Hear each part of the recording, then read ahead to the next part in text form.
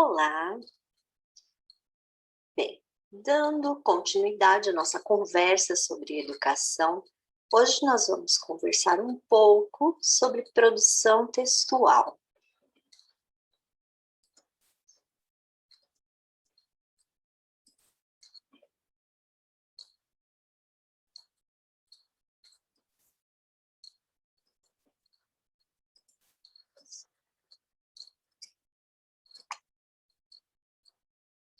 Vamos dar início com a leitura de uma crônica, com o título de Pessoa que Lê. Um casal sai de férias para um hotel fazenda. O homem gosta de pescar e a mulher gosta de ler. Uma manhã, o marido volta de horas pescando e resolve tirar uma soneca. Apesar de não conhecer bem o lago, a mulher decide pegar o barco do marido e ler no lago. Ela navega um pouco, ancora e continua lendo seu livro. Chega um guardião do parque em seu barco, para ao lado da mulher e fala: "Bom dia, madame. O que está fazendo?" "Lendo um livro", responde, pensando: será que não é óbvio? "A senhora está em uma área restrita em que a pesca é proibida", informa. "Sinto muito, tenente, mas não estou pescando, estou lendo." "Sim, mas com todo o equipamento de pesca, pelo que sei, a senhora pode começar a qualquer momento.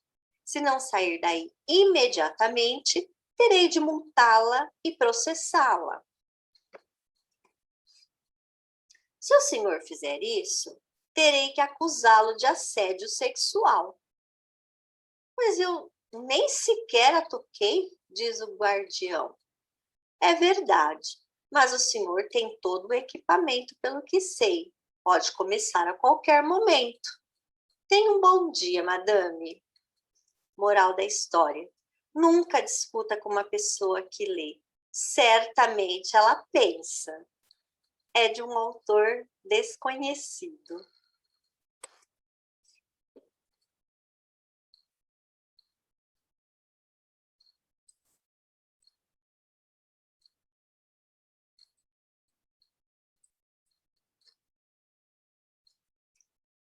Bem, nós vamos falar sobre produção textual, conversando um pouco sobre o texto da Kátia Lomba Brackley e da Marisa Garcia. O texto é o ajuste do texto ao contexto de produção. Um conteúdo esquecido? Então, o conteúdo discursivo, imprescindível à qualidade do texto e determinante da proficiência do escritor, não tem sido tomado como objeto de ensino nas aulas de língua portuguesa. E aí, né, elas colocam logo no início aqui do texto que escrever não é uma tarefa fácil, mesmo para quem já sabe ler e escrever convencionalmente. Então, a gente sabe, quando a gente precisa produzir um texto, um artigo para alguma pós que a gente esteja fazendo, ou coisa parecida, a gente sabe que é uma tarefa muito árdua, muito difícil, mesmo nós sendo já escritores proficientes, como somos, mas a gente sabe como é difícil. Por quê? Talvez porque muitos aspectos estejam envolvidos nesse processo. Isso nos coloca a necessidade de conhecê-los e depois a tarefa de articulá-los de maneira a tornar os textos que produzimos possíveis de serem compreendidos pelo leitor esperado. Então, na verdade, não é só escrever.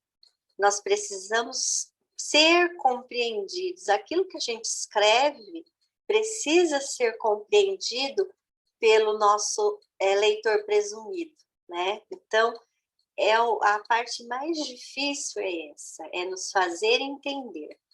E aí, ela coloca aqui também um trechinho, né, do italiano, escritor italiano Italo Calvino, que coloca: Marco Polo descreve uma ponte, pedra por pedra. Mas qual é a pedra que sustenta a ponte? Pergunta Kublai Khan. A ponte não é sustentada por essa ou por aquela pedra, responde Marco, mas pela curva do arco que estas formam. Kublai Khan permanece em silêncio, refletindo, depois acrescenta: por que falar das pedras? Só o arco me interessa. Polo responde: sem pedras, o arco não existe. Então, olha só, as pedras todas são importantes, porque sem elas a gente não faz o arco. Mas só que também é uma coisa tá amarrada na outra, mas na verdade, né, quem sustenta a ponte é o arco. Então, olha só.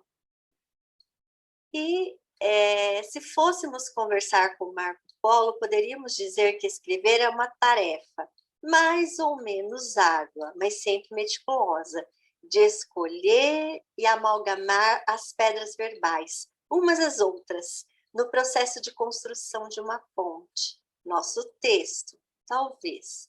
A qualidade deste certamente estaria retratada na perfeição do arco resultante do esforço do escritor. Então, de acordo com como a gente vai colocar aí essas pedras, assim vai ficar o nosso arco, que é o nosso texto, na verdade, né? E que pedras seriam essas? Que escolhas são imprescindíveis a quem escreve? E aí, tem aqui um trechinho, né?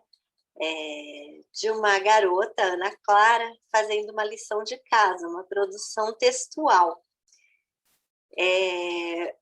Isso aqui tem todinho numa videoconferência de produção textual da Thelma Weiss com a Kátia, e lá elas falam bastante sobre essa questão e mostram até alguns trechos e tudo mais.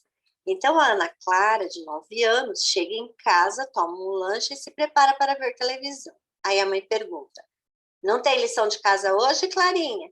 Tem sim, mãe. A professora mandou a gente escrever um texto sobre sustentabilidade. A gente vai colocar no mural do nosso andar. Então, nada de TV antes de fazer a lição. Vem já para cá, pega a mochila e vem para a mesa. Vem que eu acabei de limpar. Agora? Tem certeza? Estou cansada. Faz agora que assim você já fica livre. Depois a gente vê TV junto. E eu te dou colinho. Que tal? Ana Clara vai buscar o material. Senta-se à mesa da cozinha e prepara-se para começar. A mãe pergunta: qual é mesmo a lição? Escrever um texto sobre aquilo lá que eu te falei. Deixa eu ver. Escreva um texto sobre sustentabilidade. Lê no caderno da menina. Ah, tá. Então, abre o estojo, pega o lápis e a borracha. Não deixa o farelo da borracha cair no chão, hein? Acabei de passar pano na cozinha. Tá.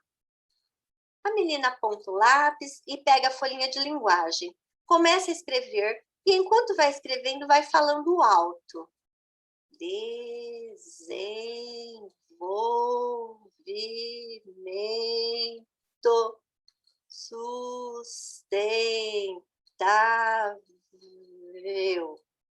A forma de desenvolvimento que não agride. Será que... Mãe, vem aqui um pouquinho. Não dá para falar daí? Não. Porque você precisa ver. É só um pouquinho, vai. Diga, dá uma olhadinha. Você acha que tá bom? Deixa eu ver. Desenvolvimento sustentável é a forma de desenvolvimento que não agride o meio ambiente, não prejudica o desenvolvimento vindouro. Espera, não tá igual ao do seu caderno? É assim mesmo que é para fazer? É assim que a professora mandou? Foi. Ela falou para copiar do caderno, para olhar no caderno, que nós estudamos hoje na classe. Mas me diga uma coisa, você acha que eles vão entender? Que eles vão entender como? Ah, é mesmo. Nós vamos colocar no mural do andar e todo mundo vai ler. É mesmo. Quem estuda no seu andar? O segundo e o terceiro ano. Eles são menores. Será que eles vão entender? Deixa eu ver. Pera, então, acho que não. Pode ter palavra muito difícil. Senão, eles não vão entender, não. Como eu vou escrever? Peraí, mãe. O que você acha? E se eu escrever assim? E se eu começar com... Você já ouviu falar de desenvolvimento sustentável? Gostei, acho que ficou melhor. Ficou melhor sim. E depois? Assim, ó, se você não ouviu, não precisa ficar preocupado com esse nome grande. O que você acha, mãe? Mãe, você ouviu? Deixa eu escrever agora, então. Se você não ouviu, não precisa ficar preocupado com esse nome grande. Não, grande não. Enorme, fica melhor. Senão parece só uma conversinha com esse nome enorme. É uma coisa bem fácil. Não, não fica bom. É fácil, mas não fica bom. Deixa eu ver. Não é nada difícil, você vai ver. Deixa eu ver como ficou, filha. Desenvolvimento sustentável, uma forma de desenvolver sem criar problemas que possam atrapalhar o desenvolvimento no futuro. Ah, acho que está ficando bom. Tem mais coisas? Mãe, você acha que a letra está boa? Dá para entender? Sei lá. Vai para o mural, não vai? Não é? É muito alto? Não, mas fica um pouquinho longe. É melhor escrever com letra maior. Bem, e aí a gente vê todo o encaminhamento aí dessa atividade, né? A gente viu que primeiro a garota começou apenas a copiar, né, o que a professora já tinha colocado no caderno, e aí a mãe vai fazendo algumas intervenções e ela vai alterando algumas coisas. Então ela vai usando aí alguns procedimentos de escritora através da intervenção da mãe. Mas na verdade, se fosse pela consigna, ela não teria feito o que ela fez, né? Porque a consigna não trazia claro o que tinha que ser feito. E a professora deve ter falado, né? Só verbalmente não colocou na consigna, que ia para um painel, só isso, apenas isso. Então, as outras coisas, ela só conseguiu ir construindo esse texto, que era um texto de autoria, com as intervenções que a mãe fez, né? Então, isso aí fica bem claro. Então, esses ajustes realizados por Ana foram feitos em função da representação que ela possuía sobre as possibilidades de compreensão do leitor. Então, ela começou a pensar que lá no andar tinha alunos de segundo e de terceiro, que talvez eles não pudessem entender aquelas palavras, e ela foi substituindo algumas palavras. Então, se a gente for ver, quando paramos para pensar na consigna dada aos alunos, vemos que não houve nenhuma preocupação com a explicitação do contexto de produção. Então, uma coisa que tem que ficar bem clara, quando a gente vai fazer uma produção textual, vai pedir uma produção textual para o nosso aluno, é deixar o contexto de produção bem definido. O que eu vou escrever, para quem eu vou escrever, onde esse texto vai veicular. São informações imprescindíveis, eu preciso dar essas informações para o meu aluno, né? Então, eu preciso deixar bem claro essas questões na consigna, né? Então, olha só, a gente pensando um pouquinho, a gente vê lá, né, mais uma conversinha com Marco Polo. Então, dessa vez pensando na prática educativa de ensino de linguagem verbal. Nesta, quais seriam as pedras e as pontes e o arco resultante? O que revelaria? Então, vamos pensar um pouco aí, né? No ensino da linguagem, quais são as pedras, quais são as pontes e que arco a gente consegue construir aí nessa, né, fazendo essa analogia entre a ponte lá do Marco Polo e as construção de um texto aqui na escola. Então, olha só, retomemos para começar um pouco de história. Podemos dizer que a produção de textos, até bem pouco tempo atrás, não era ensinada na escola desde o início.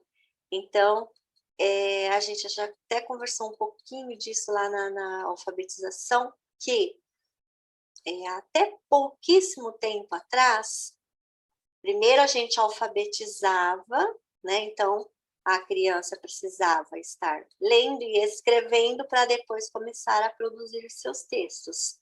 Então, ela era alfabetizada lá com as sílabas e com aqueles pseudotextos cartilhescos produzidos apenas para uso da escola, para depois disso começar a trabalhar, a lidar com textos de verdade, né? E ainda mesmo assim, na grande maioria, vinha alguns trechos dos textos nos livros didáticos, né? Então, pouquíssimas, raríssimas eram as vezes que a criança lidava com o texto mesmo, completo, inteiro, conforme acontece no mundo real lá fora, na sociedade. Então, dentro da escola, fazia-se recortes de alguns pedaços de textos. Bem, e os alunos tinham que percorrer um longo caminho antes de obterem autorização para a escrita de textos. Com o avanço das pesquisas em linguística, uma nova perspectiva sobre o que seria a língua e a linguagem foi colocada, ampliando-se a perspectiva de linguagem como mero instrumento de comunicação para processo de interlocução. Então, com as pesquisas aí em linguística, né, que trouxeram para a escola, já desde os parâmetros curriculares, que a alfabetização e o letramento têm que caminhar juntos, né? Então, já desde muito pequenos, mesmo antes de grafar o texto, o aluno já é capaz de produzir o texto e ditar para o professor, que vai se colocar como escriba nesse momento. Mas essa criança já vai estar produzindo esse texto. Então, os próprios parâmetros que não inauguram essa discussão, já havia essa discussão, mas no parâmetro coloca em pauta nacionalmente, né, de uma forma significativa. E aí define linguagem como ação interindividual orientada por uma finalidade específica, um processo de interlocução que se realiza nas práticas sociais existentes nos diferentes grupos de sociedade. Então, ali nos parâmetros é que vem que realmente a gente precisa já alfabetizar o nosso aluno letrando, já colocar ele em contato com os textos e já colocá-lo para produzir os textos desde o início. E aí a Roxane Arrojo afirma que a língua passa a ser compreendida como um sistema de signos específicos, histórico-social, que possibilita ao homem significar o mundo e a sociedade. Então, na verdade, a linguagem vai muito além de tudo isso, né? Então, ela precisa ser ensinada na sua totalidade na escola. Eu não posso ficar trabalhando apenas com alguns recortes com o meu aluno. Não, eu preciso levar a linguagem com todas essas peculiaridades e colocar o meu aluno em contato com isso desde muito cedo, né? E as consequências dessas concepções para o ensino não são poucas nem simples. Então, a gente vê que até pouco tempo atrás, a escola trabalhava o quê? Com as redações. Então, dava-se um tema lá e colocava-se a criança para produzir. Então, essas coisas foram avançando muito, né? Então, hoje, a gente sabe que não é só isso. Hoje nós precisamos trabalhar todos os gêneros que veiculam lá na sociedade. A criança precisa aprender todas essas características de cada gênero. Ela precisa aprender que cada gênero vai veicular em um portador diferente, né? Então, eu tenho a notícia, ele vai ter que conhecer todas as características da notícia e quem vai ser o leitor da notícia. Então, já são todas essas informações, nosso aluno já precisa ter desde muito cedo, ele precisa ter contato com receitas, bilhetes, cartas, notícias, tudo. Os mais variados contos, né, de fada, de artimanha, de detetive, com todas as peculiaridades de cada um. Então, é muito, né? Sabe-se também que a atividade de produção de texto envolve conteúdos que são procedimentos de escrita. E esses procedimentos, conteúdos procedimentais, a gente precisa ensinar fazendo. Então, não adianta eu falar assim, ai, mas Val, o meu aluno não relê o que ele escreve, porque não foi ensinado. Eu preciso ensinar. E como que eu preciso ensinar isso? Fazendo com ele, modelizando. Então, quando eu vou fazer uma produção textual, nós temos que ter bem claro na nossa cabeça, bem separado duas coisas, né? Nós temos a produção de autoria e nós temos a reescrita, né? Então, a produção de autoria, ela demanda mais saberes do meu aluno. Ele precisa de mais saberes. Agora, eu não posso trabalhar, esgotar a reescrita para depois começar a escrita de autoria. Não. Só que eu vou começar o de autoria com coisas mais simples. Então, lá no primeiro ano, eu já posso trabalhar com bilhete, que é um texto, é uma produção de autoria do meu aluno. Mas, por exemplo, eu vou trabalhar o bilhete. A primeira coisa que eu preciso fazer é levar modelos de bilhete para o meu aluno, né? Eu vou levar modelos para ele e ele, a partir daqueles modelos, ele vai conhecer, destacar as características. O que precisa ter para ser um bilhete? Então, eu não preciso nem escrever, eu não preciso dar aquelas atividades que vem lá no livro didático algumas vezes, né, para a criança preencher e tal. Não, mas ele precisa saber as características do bilhete. Aí, depois disso, eu vou modelizar fazendo um bilhete no coletivo, onde eles vão ditar, eu vou ser escriba. Então, tem todas essas etapas a serem cumpridas.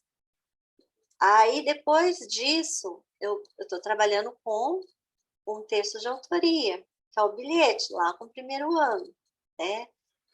E a reescrita. A reescrita, ela é trabalhada para quê? Porque a reescrita é aquele texto que o aluno já tem o conteúdo temático, ele não precisa criar o conteúdo temático, né? Então, ele já tem o que ele vai escrever. Então, falta o como. Como que eu vou escrever? Quais palavras eu vou colocar para ficar mais bonito o meu texto?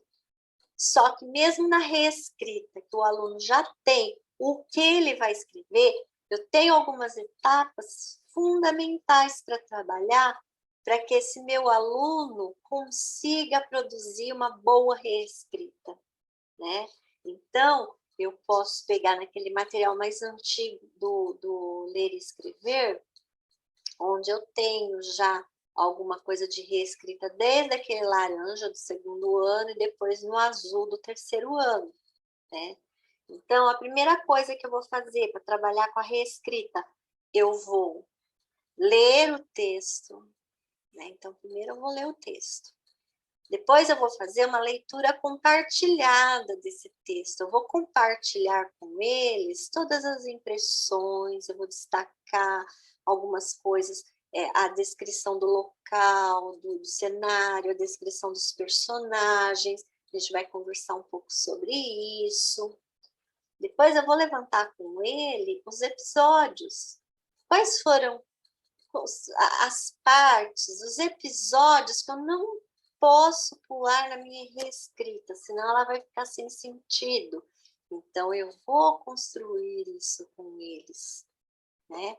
E, a partir desses episódios, nós vamos fazer o reconto oral com eles. Só que nesse reconto oral, eles já vão contar como se eles estivessem lendo lá no livro. Então, eu preciso fazer todas essas etapas. Depois que fez o reconto oral, eu vou do ditado ao professor, você escriba do meu aluno. Eu vou para a lousa, ou eu vou para o computador e vou projetar lá no Data Show, mas eu vou escrever o que o meu aluno está ditando, né? E eu não preciso reescrever a história toda, eu posso reescrever o final da história, por exemplo, né? Então, ó, nós vamos reescrever daqui para frente, até o final. Depois que eu fiz isso, eu vou pegar um outro conto, eu vou fazer todas essas etapas novamente.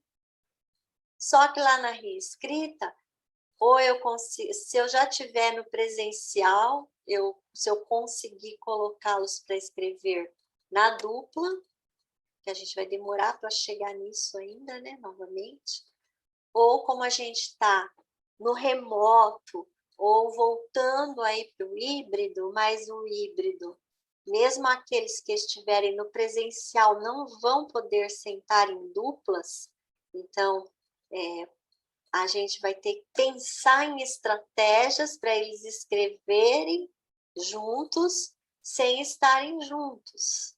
Então, eu sei que é difícil e é complicado, não é fácil. Então, eu vou ter que pensar em alguma coisa assim, ou então eu já vou ter que sair do coletivo e para o individual. Aí eu vou ter que fazer mais vezes no coletivo para quê? Para modelizar esse aluno, para depois eu partir para o individual. Então, eu vou ter que fazer alguns arranjos para cumprir todas essas etapas, né? Para o meu aluno conseguir produzir um bom texto, ele precisa passar por essas etapas. Se eu estiver no remoto, eu vou ter que montar alguma coisa no WhatsApp, no Google Meet, no que eu conseguir ali com ele, e se eu estiver no presencial, no coletivo, todos distantes, mas eles vão ditar para o professor, então dá para fazer essa interação do grupo classe no coletivo. Então, sempre pensando um pouco nessa interação, essa troca de impressões, a leitura compartilhada, que é tão importante, né? Então, eu tenho que pensar em tudo isso, eu não posso perder essas coisas de vista. Mesmo estando no remoto, no híbrido, eu preciso resgatar. São coisas imprescindíveis. E aí, voltando um pouquinho aqui agora para o texto, aqui está falando um texto de autoria que a menina estava fazendo na lição de casa, né?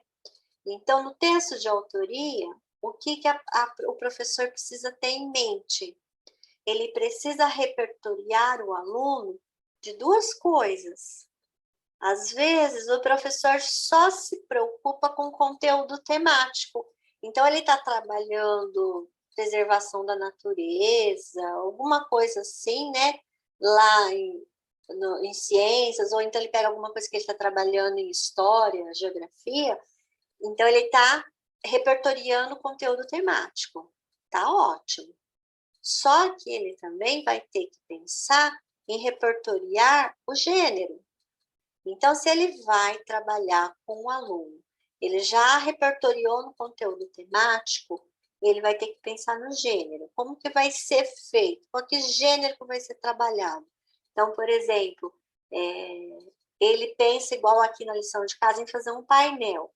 Agora, mesmo quando a gente voltar para o presencial, talvez o painel ainda não seja uma boa no presencial, mas eu posso fazer um painel virtual com eles, um Padlet ou alguma coisa assim. Então, eu vou ter que repertoriar o tema e aí eu vou ter que repertoriar o gênero. Vai ser um Você Sabia Que? Primeira coisa que eu preciso fazer, levar vários Você Sabia Que, ou projetar, ou dar uma... De alguma forma, eles precisam ter contato, acesso a esse gênero, levantar as características desse gênero para ser um Você Sabia Que? O que eu preciso ter? Ah, não, Val, nós vamos fazer uma ficha técnica. Mesma coisa, vou levar várias fichas técnicas, eles vão analisar, vão destacar as características para ver tudo o que precisa ter para ser uma ficha técnica. Então, eu preciso repertoriar essas duas coisas, o conteúdo temático e o gênero.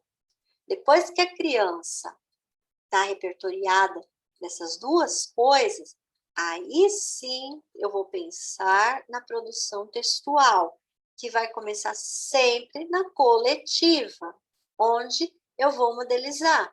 Então, ó, Val, eu vou fazer um Você Sabia Que? Nós vamos montar um Padlet com Você Sabia Que? Então, o que eu vou fazer? Primeira coisa que eu vou fazer, repertoriar. Repertoriei, vou fazer uma produção coletiva, onde eles vão ditar para mim. Fiz a produção coletiva, nesse momento, vou partir para o individual. Ter que pular a dupla nesse momento, por conta do distanciamento que a gente precisa respeitar, mesmo se voltar para o presencial. Então, de uma forma ou de outra, eu preciso, muitas vezes, fazer mais vezes no coletivo para modelizar o meu aluno, para repertoriar o meu aluno, para depois ir para o individual. Eu assisti a apresentação de uma professora esses dias que eu fiquei encantada com o primeiro ano. Ela estava assim, já até desanimada, porque tudo que ela planejava, mandava, as crianças já estavam cansadas. Foi no ano passado, ano de 2020. Um primeiro ano, eles já estavam enjoados, sem motivação, cansados. E aí, de repente, ela teve a ideia de montar um Padlet. Nesse Padlet, ela fez... primeiro, ela repertoriou eles com a ficha técnica. Tinha já até lá na escola que ela trabalhava, eles iam trabalhar mesmo com ficha técnica no segundo semestre, então ela repertoriou. E aí, ela montou um projetinho de fazer a ficha técnica do animal de estimação da criança e colocar no Padlet. Aí eles, nossa, eles se encantaram, porque era uma coisa deles, tinha uma função social, porque o link desse Padlet ia para todas as famílias, todo mundo ia ler, ia ver, ia, né, ter contato. Então, adquirir uma função social, isso é importantíssimo. Tudo que eu vou fazer com as crianças precisa ter uma função social, precisa ter um objetivo. Então, tinha, né? E aí, tem criança que não tem animal de estimação, então ela deixou à vontade para quê? Ou ele poderia fazer a ficha técnica de um animal que ele já teve, que já morreu ou aconteceu alguma coisa, ou de algum animal que ele gostaria de ter. Então, todos fizeram. Ou do animal que tem, ou do animal que já teve, ou do animal que gostaria de ter.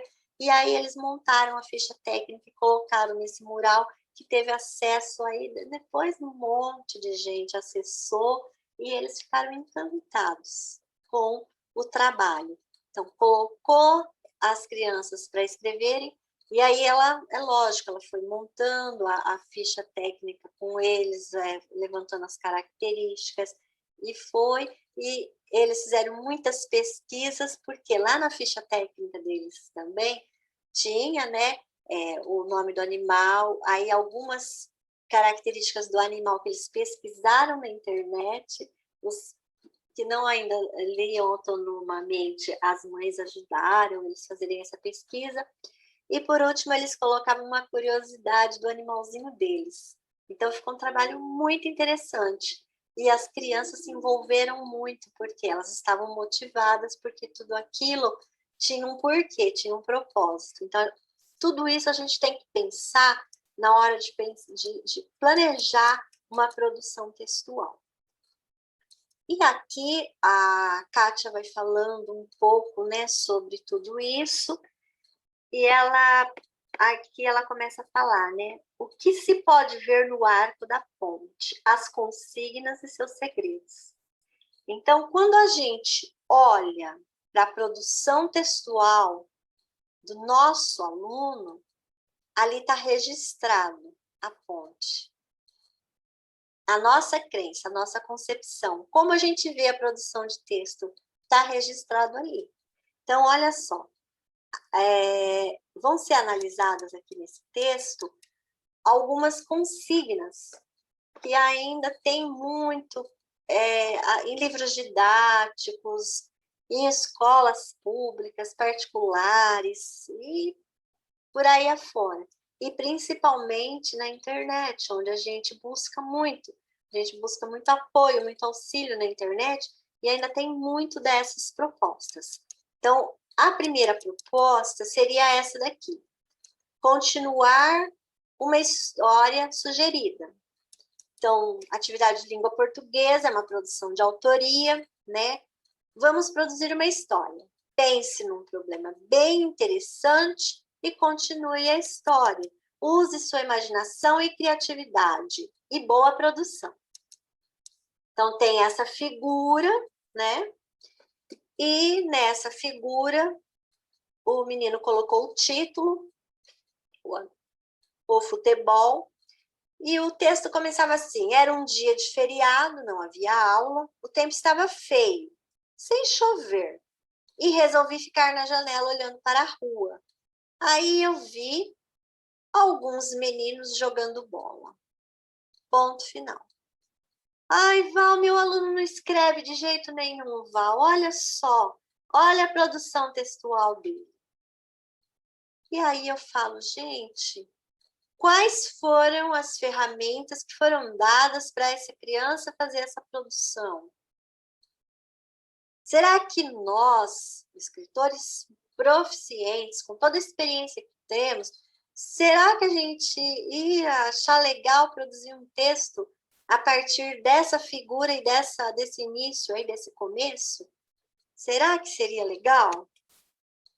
Né? Então, trata-se de uma proposta, de uma produção identificada como de autoria, né? A criança vai ter que ser autora disso daí. Solicita ao aluno que invente uma história a partir tanto da imagem inspiradora quanto do texto inicial apresentado. Então, vai falando, pense num problema bem interessante, use sua imaginação, sua criatividade, só que tem hora que haja criatividade, né? Então, é complicadíssimo. E aí ela vai colocando aqui, né, algumas coisas, e ela pega e coloca aqui. Não se pretende aqui defender aquela ideia de que é preciso ter um leitor real para o texto, para que o ajuste seja possível, mas se tiver, melhor, né? Assumimos a posição segundo a qual há situações em que cabe ter um leitor real, um portador real, definido até como produto final de um projeto desenvolvido, mas nem todas as situações de sala de aula precisam e podem propor isso. O que não se pode fazer é solicitar que os alunos escrevam sem que sejam definidos os parâmetros da situação comunicativa, pois, sem essa definição, não é possível trabalhar a capacidade discursiva de ajuste do texto às especificidades desses parâmetros. Então, mesmo que a criança não tenha lá um leitor, né, definido, ela precisa saber o que ela vai escrever, como ela vai escrever, dentro de que gênero ela vai escrever. Então, olha, por exemplo, aqui embaixo. Há situações em que a simulação... Então, olha só, aqui vai haver uma simulação. Talvez ninguém leia isso, mas tem uma simulação para ajudar a criança. Então, ó, o faz de conta, que é indispensável. Então, assim, ó, consignas como: reescrevam o conto como se estivessem lendo no livro. Vai ajudar um pouco. Por quê? A criança já vai saber que é o quê?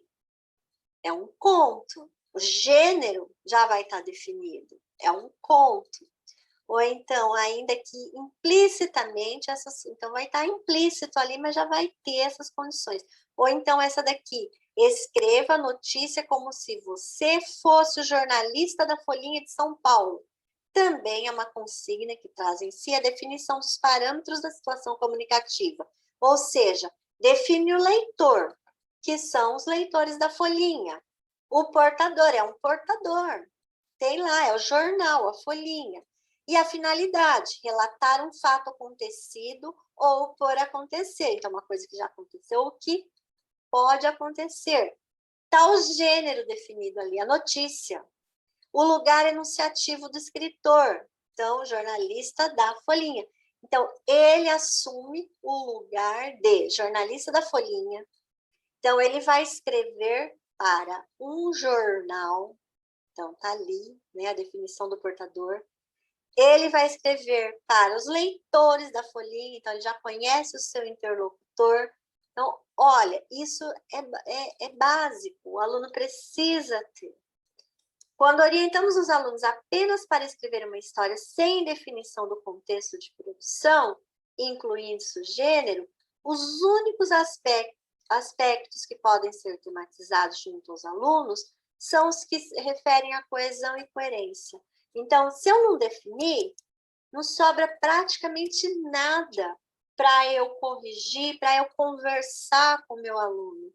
Tem alguns casos que a consigna, a comanda é tão ruim que só dá para eu corrigir a ortografia, porque eu não defini nada com o meu aluno.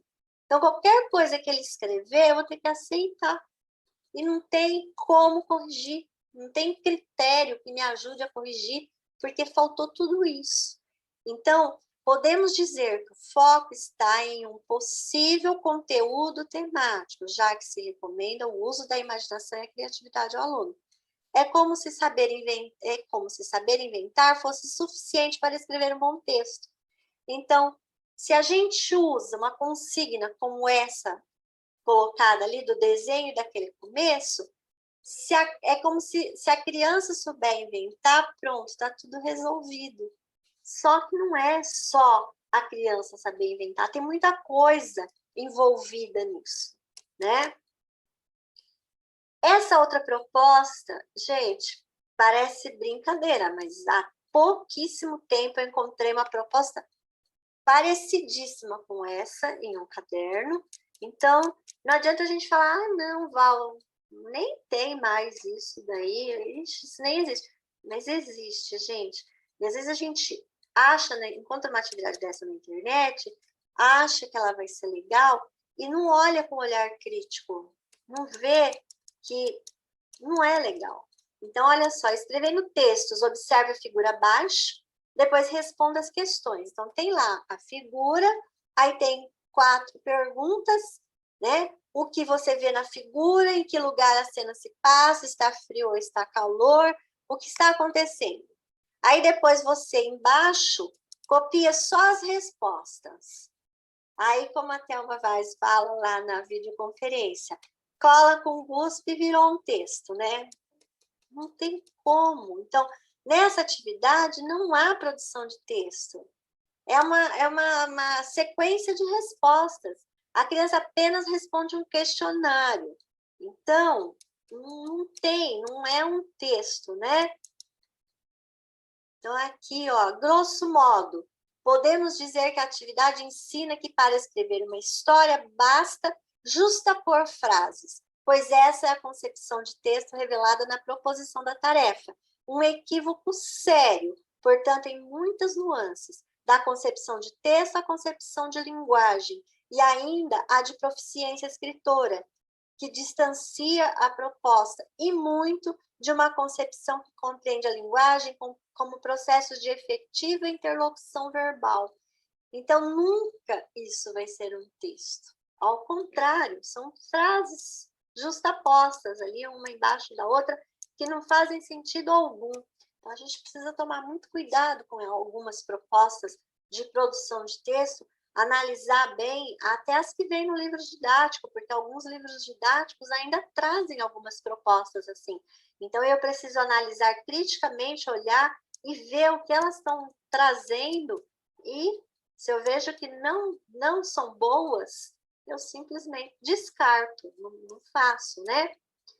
Aí tem também aquelas propostas com histórias em quadrinho, que tanto tem algumas que são criadas, né, para a escola mesmo, para fazer as produções, ou tiradas até de alguns livros. Então, tira lá os quadrinhos. A Eva Furnari é muito utilizada nesse sentido, e pede para a criança produzir.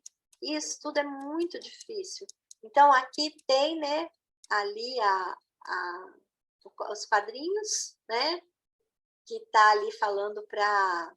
Ele está falando um pouco da natureza ali, e aqui cortaram as árvores todas, né, que é o chamado progresso, e aí eles vão falar um pouco ali a destruição das nossas matas, porque eles estavam estudando isso. Então, olha só, após ler as tirinhas e relacionar com o que já se sabe sobre o assunto, produzam um texto com o título. Então, eles já estavam estudando sobre a destruição das matas lá, e aí a professora colocou essa tirinha e pediu para eles produzirem. E aí, essa criança escreveu: nossas matas estão sendo destruídas, os animais estão morrendo.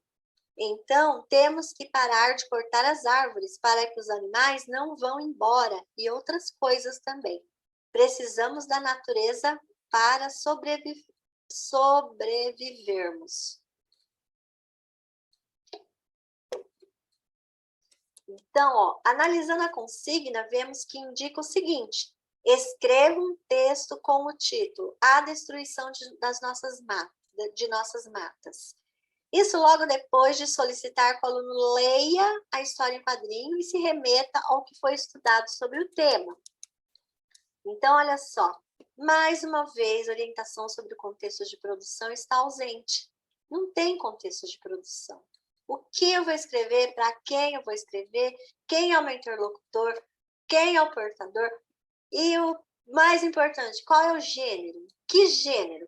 Então, aí, se o aluno escrever uma poesia, eu aceito. Se ele escrever um conto, eu aceito. Uma crônica, eu aceito. Qualquer coisa que ele escrever aí, eu vou ter que aceitar. E vou ter que corrigir só a ortografia. É o que vai sobrar para mim corrigir. Então, olha só. Está ausente da orientação oferecida ao aluno para elaborar o seu texto. Com essa consigna, teria sido possível a produção de diferentes títulos de textos, é aquilo que eu falei, um poema, um artigo de opinião, qualquer coisa.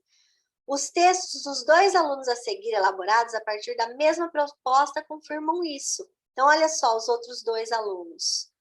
A destruição de nossas matas. Um certo dia, enquanto o índio fazia uma fogueira, os índios escutou um barulho esquisito, assim, tac, tac, tac.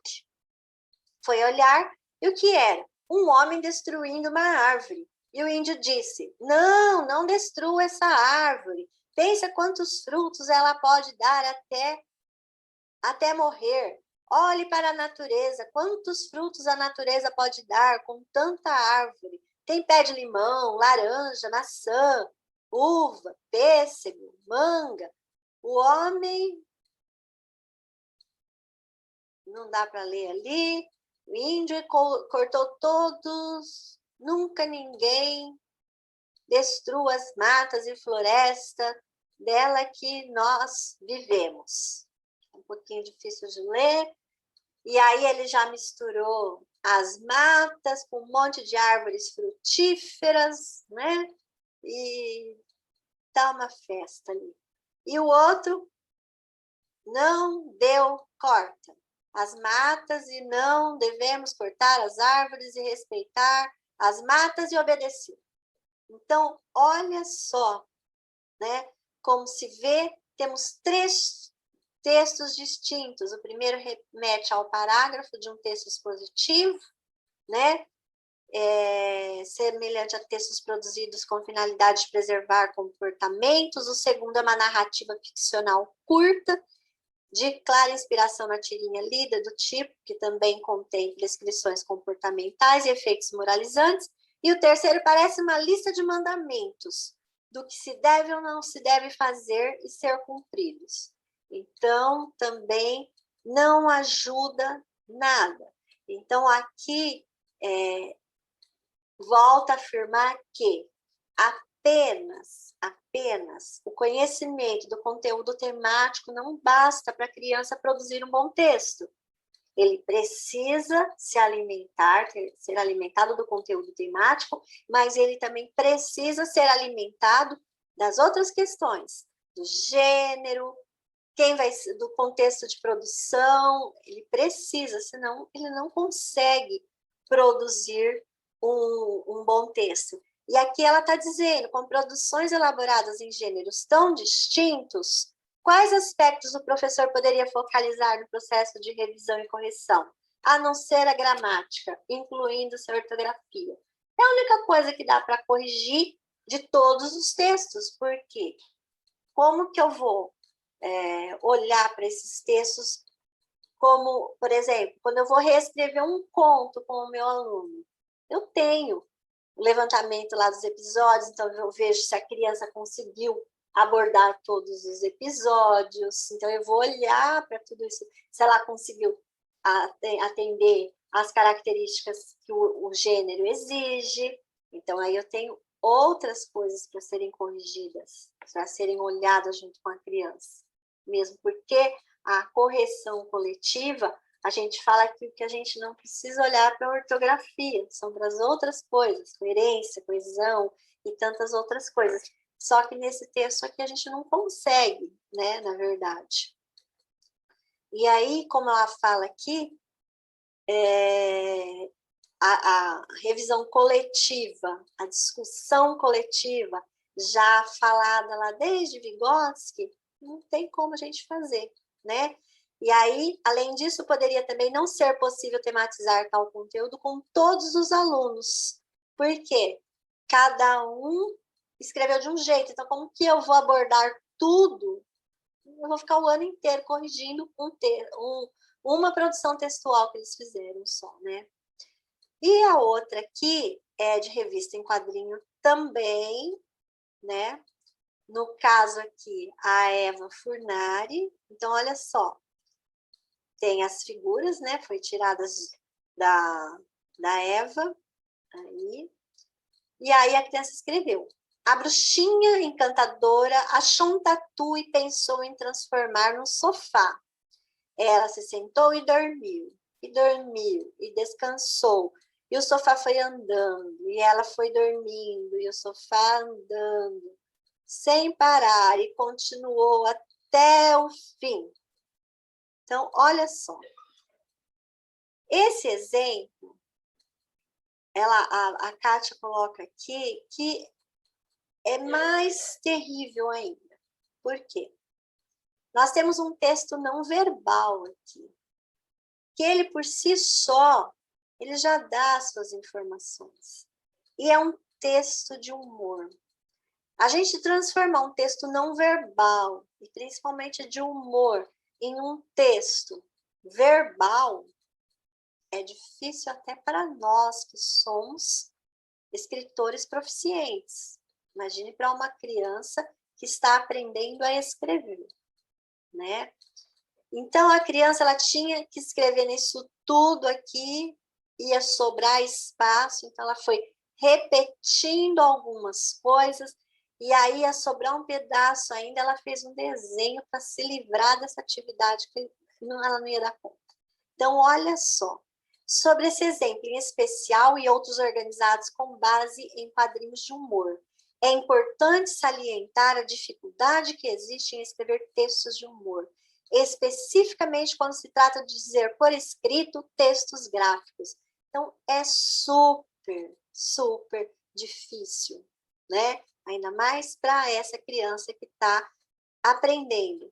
Então, aqui até ela coloca, a Kátia, né, que um outro aspecto a ser considerado também, que refere à coesão e coerência do texto.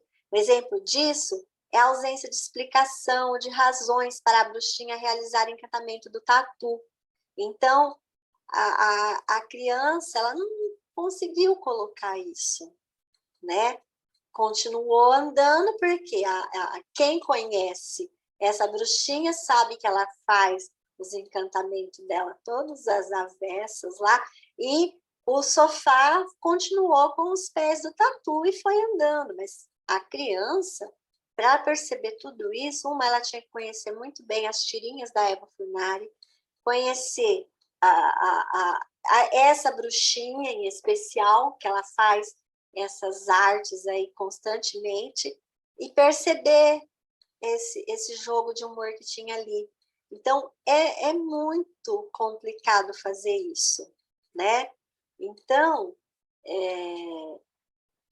ela fala aqui também, quer ver?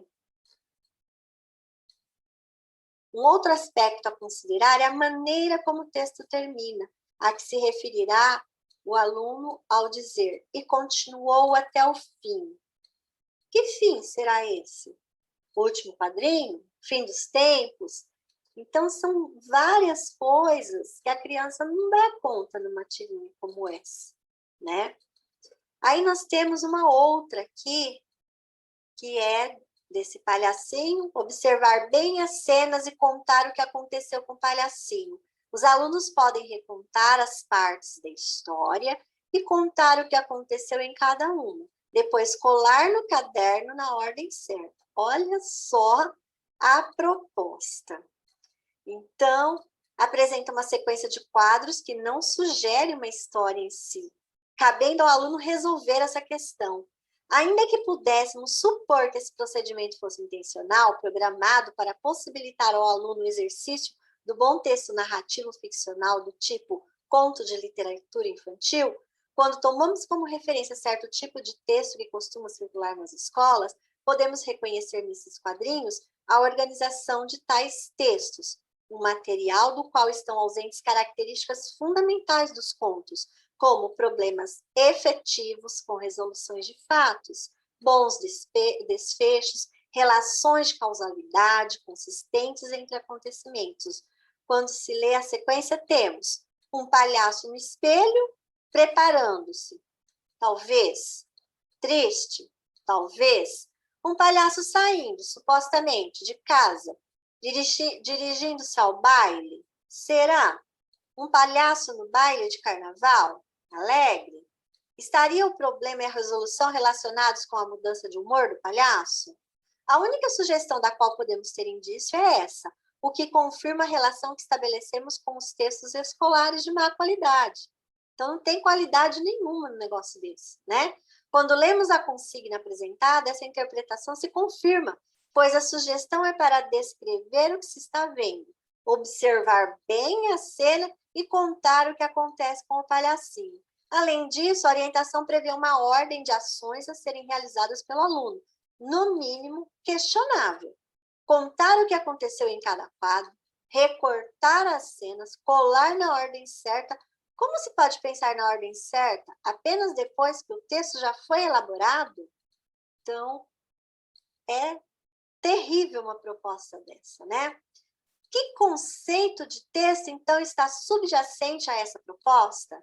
Assim como na atividade discutida acima, a ideia presente é de que basta juntar uma série de descrições para que o texto se componha.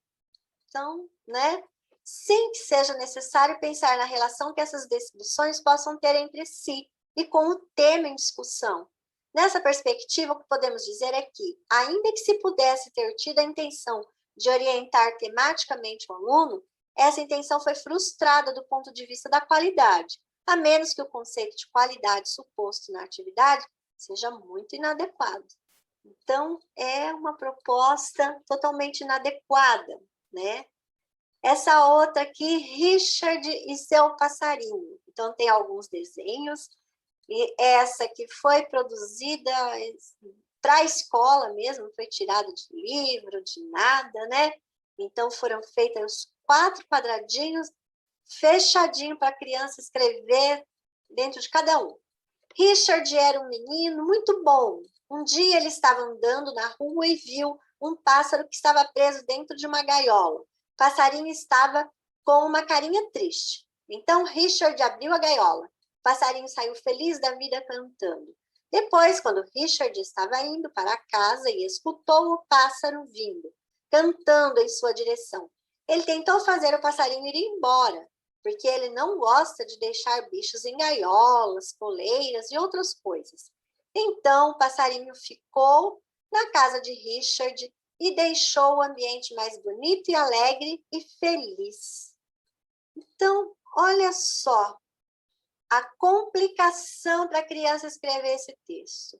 O aluno procura corresponder à consigna e escrever em cada quadro a história desenhada nos quadrinhos. No entanto, para atender à consigna, 2 problemas acontecem, prejudicando a coerência do texto em si, e entre texto e imagem. O primeiro refere-se ao fato de que no terceiro quadro, o escritor afirma que Richard tenta fazer o pássaro ir embora porque não gosta de pássaros presos. Ora, nesse momento, o pássaro está solto. Um efeito decorrente do texto é a possibilidade de se compreender que se o pássaro fosse à casa de Richard, já que no segundo quadrinho há a informação de que o menino está indo para casa, seria preso? Por isso ele tenta espantá-lo? No entanto, o pássaro vai para a casa de Richard e fica solto. O que acontece, então, para explicar o que aconteceu? Por que Richard tentaria espantar o pássaro se sabia que na casa dele poderia ser acolhido? O segundo problema refere-se à incoerência entre o que está escrito no 4º quadrinho e a imagem. O pássaro está na casa dele. Ou na mata? O texto diz casa e a imagem diz árvore. A árvore é da casa de Richard? O texto certamente deveria dar conta de esclarecer a incoerência. Como se vê, mesmo para um aluno com a proficiência do que produziu esse texto, a proposta acaba por criar problemas. Se o aluno não tivesse os quadrinhos de apoio, certamente produziria um texto muito melhor do que o que pudemos ler. Então, a gente percebe que é um aluno com uma certa proficiência, mas os próprios quadrinhos, ao invés de ajudá-lo, atrapalharam. Eu achei interessante aqui também que ele achou essa gaiola onde? Na rua. Então, tem muitas incoerências, muitas coisas que não se explicam. Por quê? Porque ele fica preso a esses quadrinhos e isso não ajuda o aluno. Pelo contrário, atrapalha. Bem, um caso à parte, produção de verbetes e de curiosidade. Então, até agora, a gente falou de várias propostas de produção textual que não são boas. Várias consignas inadequadas. Então, aqui, a Kátia traz um bom exemplo de consigna, né? Então, Val, se nada disso aí tá bom, como que eu vou fazer, então? Então, aqui ela traz uma proposta boa, né? E assim como a gente tem tantas outras aí no material do Ler e Escrever, né? A gente sabe que lá tem várias propostas. Então, olha lá. A atividade que se segue foi uma exceção às demais, consideradas as concepções de linguagem subjacentes. Então, na concepção de linguagem que ela acredita, né, essa daqui é uma boa consigna para uma boa produção. Ao analisarmos a proposta, podemos identificar todos os parâmetros da situação de enunciação. Os alunos deverão produzir um verbete de curiosidade. Então, ali, o gênero, né? Para ser publicado no mural da escola. Então, portador e lugar de circulação. Com a finalidade de socializar as pesquisas realizadas sobre o tráfico negreiro. Conteúdo temático e finalidade. Para quem circula no local do mural. Quem são os leitores? Bem, Aí só falta, né, não tá, mas com certeza ela fez, ela ter trabalhado o que é o verbete de curiosidade. Então, ela precisa repertoriar, ela repertoriou sobre tráfico negreiro. Então, tem que repertoriar sobre o verbete de curiosidade, trazer vários, mostrar para eles o que é, pesquisar alguns, né? Ensiná-los a pesquisar e depois fazer esse mural presencial ou virtual. No nosso caso, agora no momento, fazendo no virtual. Além disso, foram oferecidas referências tanto textuais, haja vista a indicação apresentada na consigna. Você já estudou, olha lá, os textos, você sabia que este ano, quanto temáticos? Em história, estamos estudando o tráfico negreiro. Então, olha só, eu preciso estudar o gênero e o conteúdo temático. Eu preciso ter esse repertório, senão não consigo construir texto algum. Há ainda uma orientação para a revisão, ainda que ligeira. Então, eles vão fazer uma revisão antes de ir para o mural também.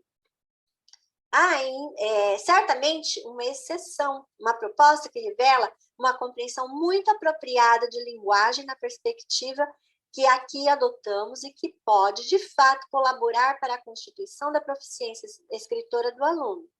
Quem dera essa fosse a regra. Então, quem dera a gente encontrasse em todos os materiais consignas como essa. Então, olha lá, o objetivo pretendido: investigar os conhecimentos dos alunos a respeito das principais características dos textos que se organizam como: você sabia que? Organizar e socializar as pesquisas realizadas sobre o tráfico negreiro. E aí, a atividade proposta: você já estudou os textos, você sabia que? Este ano. E em história, estamos estudando o tráfico negreiro. Agora, produza um texto, você sabia que? Para o mural da escola. Considere tudo o que vimos sobre o assunto e consulte os. Você sabia que? Do seu livro. Não se esqueça de revisar, tá? E o que ela pode fazer também é uma revisão coletiva antes de ir para o mural, né? Bom, e aí ela vai fechar tudo isso, uma história que se pode ver ao longo do arco, né?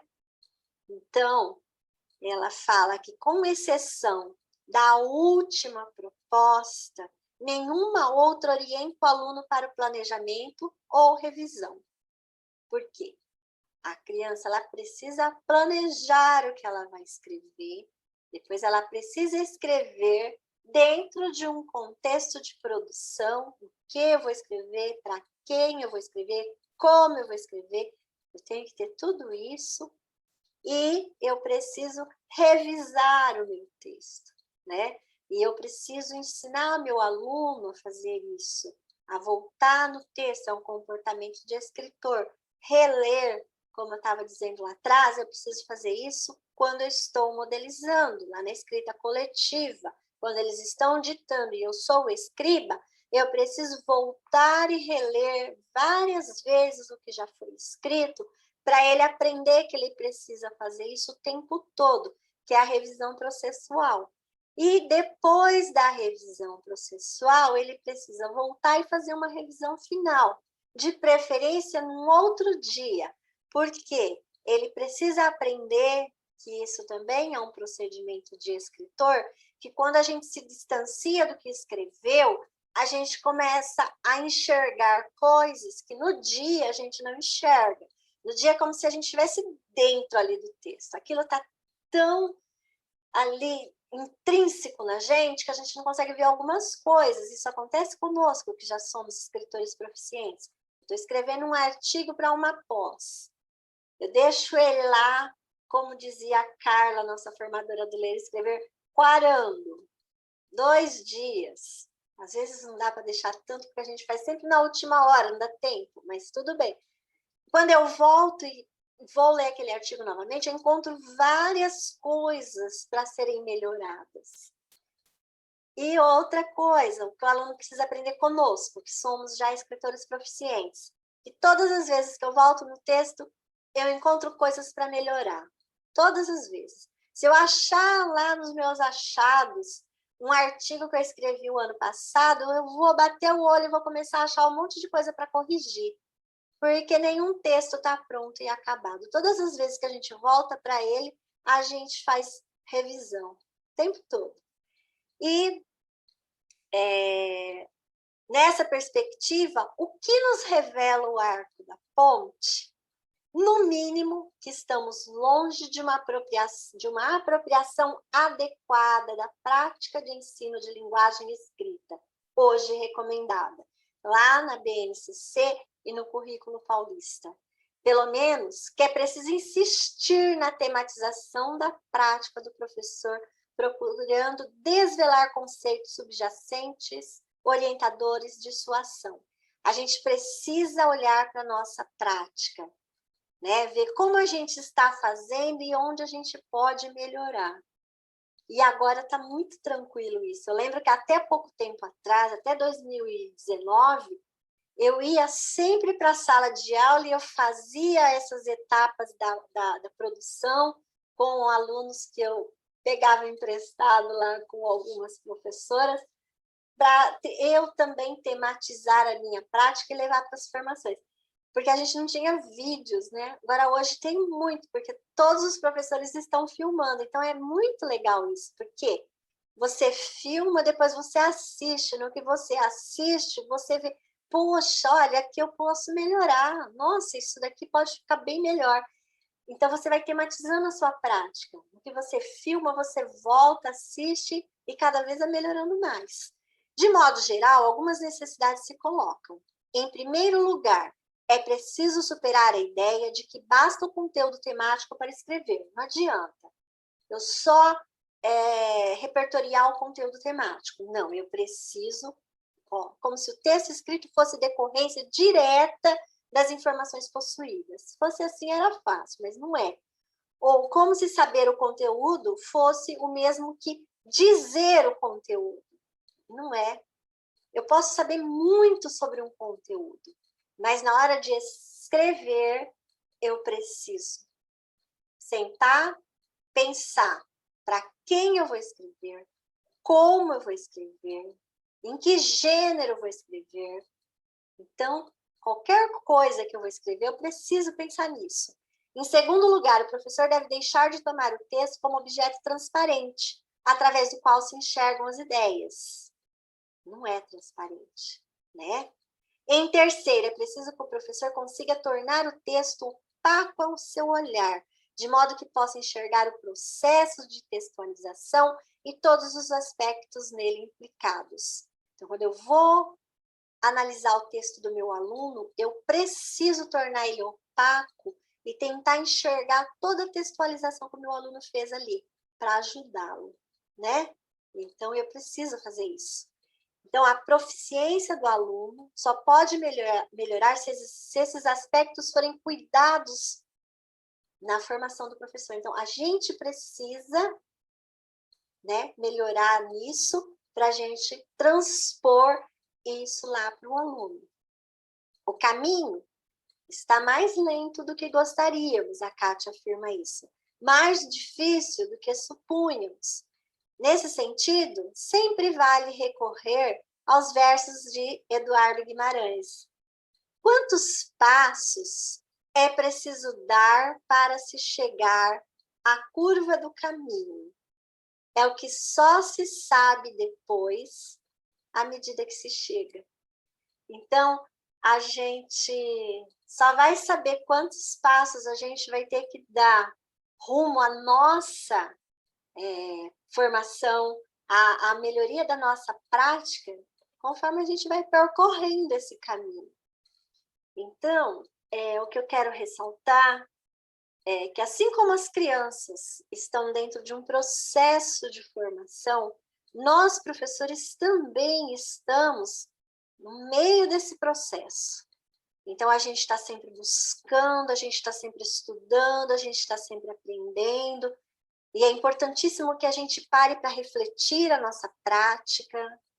E quanto mais nós fizermos esse exercício de olhar para a nossa prática, ver no que eu posso melhorar, melhores nós ficaremos. Eu sei que o momento nos traz muita insegurança. Às vezes a gente fala assim, meu Deus, como que eu vou trabalhar agora, no remoto, no híbrido? Então, a gente precisa pensar no seguinte, a gente não vai inventar a roda já foi inventada. A gente tem aí uma série de projetos, sequências didáticas, atividades habituais, que dão super certo, que são muito boas no presencial.